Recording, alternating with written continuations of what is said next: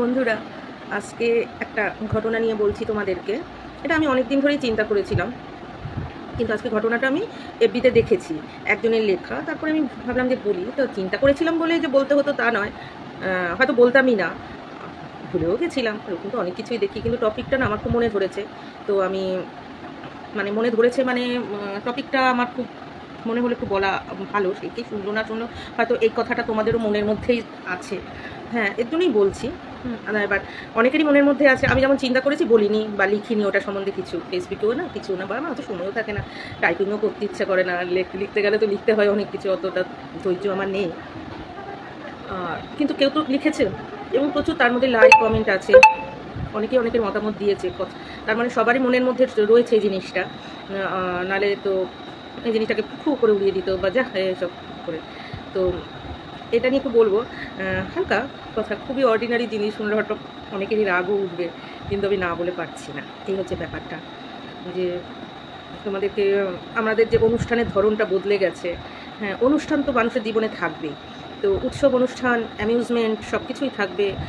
ধর্মীয় ফাংশন থাকবে, অনুষ্ঠান থাকবে, ধর্মহীন যে সেগুলো অনুষ্ঠান সেগুলো থাকবে, পারিবারিক অনুষ্ঠান থাকবে, গেট টুগেদার থাকবে, পিকনিক থাকবে, সহকর্মীজনিত অনুষ্ঠান থাকবে, সহযাত্রীজনিত অনুষ্ঠান থাকবে, কোনো জায়গায় কোনো কিছু উদ্বোধনজনিত অনুষ্ঠান থাকবে, মিছিল সমাবেশজনিত অনুষ্ঠান থাকবে, এইবার এই উৎসব অনুষ্ঠানটা যেন সিকিওর হয়, কোনো নিরাপদে থাকে সবাই।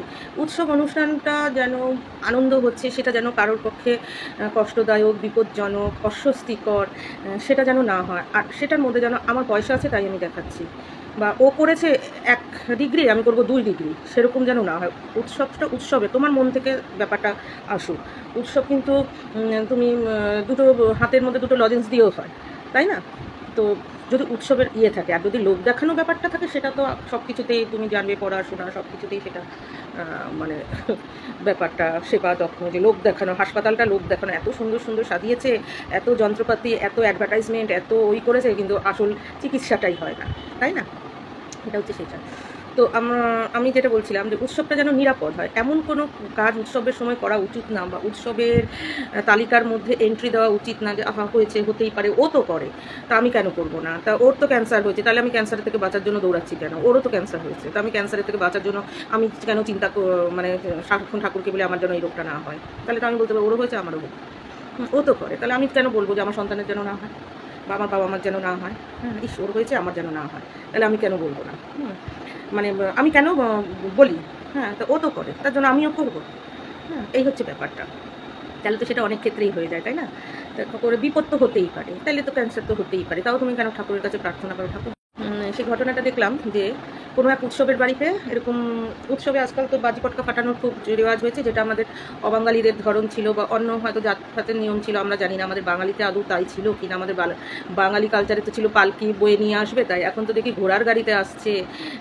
সেই সব একটা দুজনে পাশাপাশি বসে বা যাচ্ছে পাশাপাশি, এরকম ছিল কিনা আমার জানা নেই। আমরা তো জানি বাঙালি বধূ একটা হাঁটু তুলে বসবে, তারপরে হাতে পায়ে আলতা থাকবে, সেরকম সাজ থাকবে, হাঁটুটার মধ্যে থুতনিটা দিয়ে বসবে, সাথে একজন সখী, বা যেটাকে বলা হয় হেল্পিং হ্যান্ড যান, আর সাথে ওই যে কাঁধের মধ্যে করে যে পালকি নিয়ে যায়, পালকিটা গুছানো। আমরা তো সেরকম জানি হচ্ছে বাঙালি বিয়ে, কিন্তু এখন বাঙালি বিয়ে হয়ে গেছে ঘোড়ায় চড়া, মাথার মধ্যে পাগড়ির মতো বাঁধা।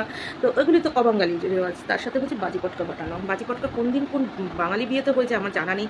শরৎচন্দ্র এদের অনেকের বিয়ের তো গল্প পড়েছি, অনেক গল্প টল্পতে পড়েছি, বঙ্কিমচন্দ্র এদের যে সাহিত্যে তো অনেক বিয়ের গল্প পড়েছি। সেখানে অঢেল খাওয়া, 7 দিন ধরে খাওয়া, পুরো গ্রামকে খাওয়ানো, লতায় পাতায় আত্মীয় পরিজনকে এনে রাখা, সেগুলি দেখেছি। এবং খাওয়া সেই কোন ময়রার কোনটা ভালো, কোন কার বাঙালি খাবার, হারিয়ে যাওয়া বাঙালি খাবার, তাদের আমলেরও যে বাঙালি খাবার প্রায় হারিয়ে গেছে। হ্যাঁ, সেই সব খাবার নিয়ে আসা, কার সে সবজি ভালো, কার ওইটা ভালো, ক্লাস জিনিস সব নিয়ে এসে করানো। কিন্তু এখন তো খাওয়া দাওয়ার মধ্যেও সেই বাঙালিয়ানাটা নেই। খাওয়া দাওয়াও এমন করে দিয়েছে যাতে পেট মেরে দেয়, তোমার খাওয়াটা কম হয়, এদিকে প্লেট প্রতি বলবে যে এই খাইয়েছে, কিন্তু খাওয়াটা কম চলে, এমনভাবে দেওয়া হবে খাওয়া, এমন এমন মেনুতে এমন এমন আইটেম করবো একটার সাথে একটা, যে তোমার মেনু কার্ডে একদম আগাবাস্তলে অনেক কিছু লেখা, বাট তুমি খেতে পারবে না। হ্যাঁ, আর যদি ফেলেও দাও তাও লোকসান হবে না। এদিকে অনেকে বলবে, ভুলে যাবেন না একজনের বিয়েতে যে খাওয়াচ্ছে, সে কত কষ্ট করে খাওয়াচ্ছে, সেই তার খাবারটাকে কখনো বলবেন না যে ভালো হয়নি। আরে ভালো না হলে তো ভালো হয়নি বলতেই হবে, এ কি আশ্চর্য? তা তুমি দুটো পথ কম করো। বা ভালো হয় এমন একটা পথ করো, সেরকম একটুখানি পথ করো। তুমি খাওয়াচ্ছ নামে কাটা, এদিকে পেটে যাচ্ছে না বা স্বাদ হয়নি, তুমি ক্যাটারারকে চিমটি কেটে দিয়েছো, এই টাকার মধ্যেই কিন্তু করে দেবেন, এদিকে আমাকে খুশি মনে বলতে হবে ভীষণ ভালো হয়েছে, যেহেতু তোমার কষ্টার্জিত ওটা ইয়ে। হ্যাঁ, তোমাকে কে করতে বলেছে? তুমি দুটো মিষ্টি খাইয়ে মানুষকে ওই করো, তাহলে কি সে আশীর্বাদ করতো না? আর খেলে আশীর্বাদ করবে এমন মানুষকে তো না রাখাই ভালো, তাই না? হ্যাঁ, খাওয়াবে আবার খাইয়ে তুমি বলবে যে আশীর্বাদ করলো না, কিন্তু তোমার খাওয়াটা খাওয়ার মতো হয়নি, তো কিন্তু তোমাকে দাঁত কেলিয়ে বলতে হবে, ভীষণ মানে তোমাকে জানাতে হবে, মানে আমার ভালো তো আমি একটা উজাড় করে দেবো, এদিকে তুমি তলে তলে বলে রেখেছো এই প্লেটই দিবি, এই ভাবেই করে দিবি যাতে মানুষের সাথে না চলে, সে ফেলে ফেলুক, মুখ মরে যায়, পেটের মধ্যে ওই হয়, বা যেতে যেতে যেতে কিন্তু ঢুকুর মারতে থাকুক 7 দিন ধরে, ওই আর কি। হ্যাঁ, এদিকে তোমার খাবারটা খারাপ হয়েছে, ভালো হয়নি, বা এর সাথে ফেললে যাতে তোমার মানে মুখ ফুলে হারি হবে, সেটা একটা করে বিশাল অনেক জোগাড়। হা যেমন কর্ম তেমনি ফল। তোমাকে কে বলেছে খাওয়াতে? তুমি তো 10টা কুকুর বেড়াল এদেরকে খাওয়াওনি, তুমি তো দুটো অনাথ আশ্রমে গিয়ে যে 200 জন মানুষ আছে, 200 জন শিশু আছে, আমি 7 দিন ধরে খাবার দেবো, 7 দিনের খাবারটা দেবো। আরে আমি বলছি না মাংস ভাত খাওয়াতে, আমি কখনোই বলি না মাংস ভাত খাওয়াতে। তুমি যদি ঠিক করতে যে আমি আমার মেয়ের বিয়েতে বা ছেলের বিয়েতে এরকম একটা অনাথ আশ্রমে গিয়ে 7 দিনের খাবার দেবো পুরো, হ্যাঁ 7 দিন ধরে দুপুরের খাবারটা দেবো, পরিষ্কার পরিচ্ছন্ন খাবার দাও, ভাত ডাল মাছ দাও, যদি মাছ খেতে পারে ওরা। আরে তুমি 2 রকমের নিরামিষ দাও না, তাও তো ভালো, যে পনির দিলে, ছানার ডালনা দিলে, দই মিষ্টি খাওয়ালে রোজ, ওই 7টা দিন খাওয়া তুমি 200 জনকে। হ্যাঁ, তাহলে যদি আত্মীয় পরিজন পাড়া প্রতিবেশী যদি তোমার ব্যাপারে নাক ছিটকায় না আসে, মানে ওরকম আত্মীয় পরিজন রাখাচ্ছে না রাখা ভালো, সেরকম পাড়া প্রতিবেশীর সাথে সুসম্পর্ক না রাখলেও চলবে, বা সহকর্মীর সাথে যারা খাইতে আসে, খাইলে যারা সম্পর্ক থাকে যাদের সাথে, মানে গেলন দিলে খ্যাটন দিলে যাদের সম্পর্ক থাকে, যারা সব বাড়িতে খ্যাটনের জন্য মানে পাইতে আসে, সেরকম পেতে আসে, সেরকম সম্পর্ক না রাখাই ভালো। না যেমন আমার যেটা নীতি, তাহলে তুমি রান্নাটা ভালো করছো, তাই তো?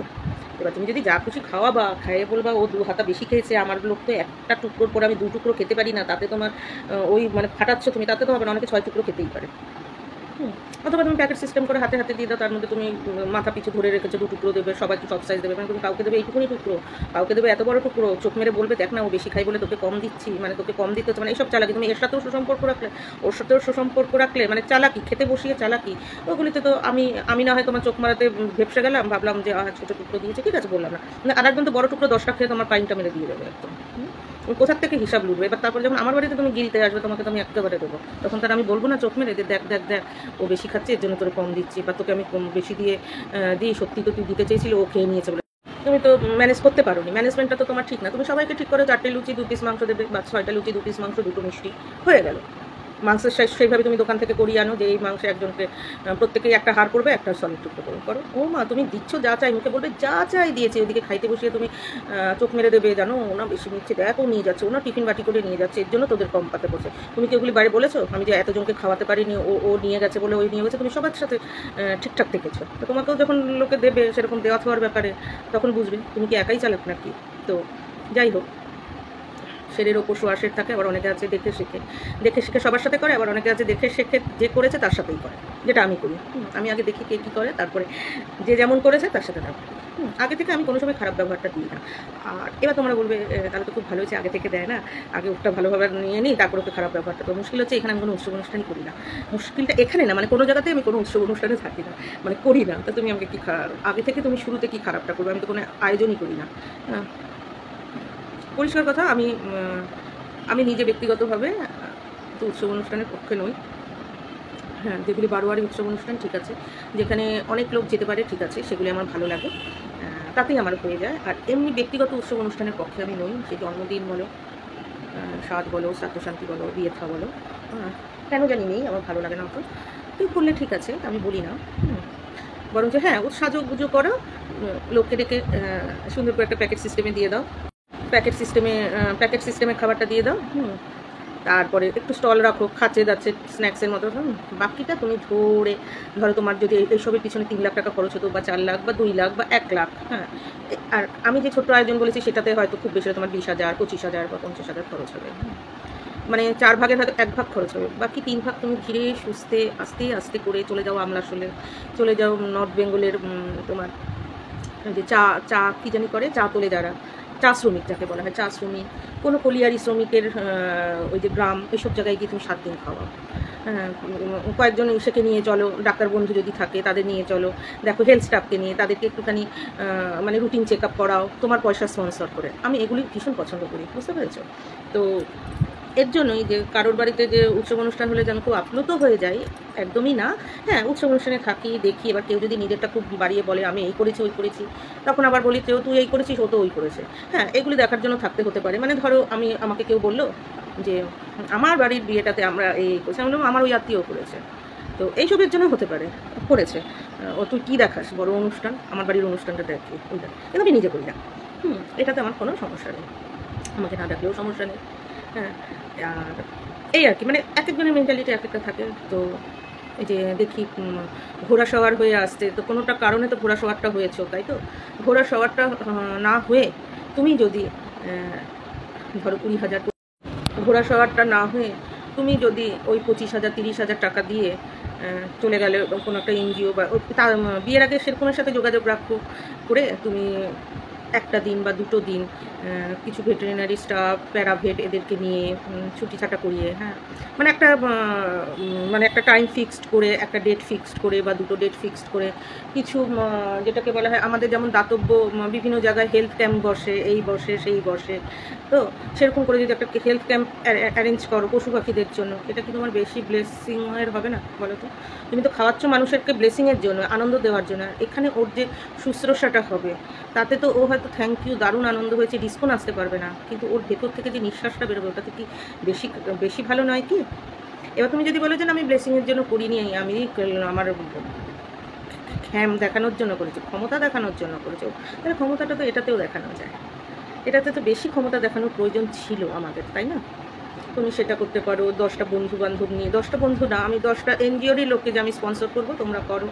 যে ধরো ফুটপাতে বসে থাকে, ফুটপাতে অনেকেই বসে থাকে বাড়ি ছেড়ে, পয়সা এবং তাদের অনেকটাই আছে, পয়সা টয়সা নিয়ে ভালো টাকা কাজ করে না, আমরা বলি না যে রোজগার করো না, গায়ে খেটে রোজগার করো না, ভিক্ষে করছো কেন, সেসব লোক না, যারা গায়ে খেটে রোজগার করতে পারবে না, বাড়ির লোক ঠেলে বসিয়ে দিয়ে যায় যে তুমি একটুখানি রোজগার করে আনো, বা নিজেরাই রোজগারের পথটা ওই করে, ওদেরকে না, যারা একেবারে প্রতিবন্ধী, মানসিক প্রতিবন্ধী, করে নেয় না, বুঝো না, দেখবে তুমি বস্তা টস্তা গায়ে দিয়ে থাকে, হ্যাঁ, তাদেরকে মানে তাদেরকে চান করানো, ওই যে দাড়ি কামিয়ে দেওয়া, মাথার চুল পরিষ্কার করে দেওয়া, করে একটু তেল লাগিয়ে দেওয়া, এইসব কাজে যদি 10টা যারা করে, দেখুন 10 জন ছেলেপেলে, তাদের তো খাবার দাবার লাগে ছেলেপেলেগুলো, তাদেরকে যে আমি দেবো 10টা ছেলেকে আমি আজকে মানে 8 ঘন্টা কাজের পুরোটা দেবো, প্লাস যে তেল সাবান ব্লেড যা যা লাগছে সবগুলি আমি মানে একদম প্যাকেজ সিস্টেমে করে নাও, আমি এই টাকা দেবো, এর মধ্যে তোমরা করে দিতে পারবে তো?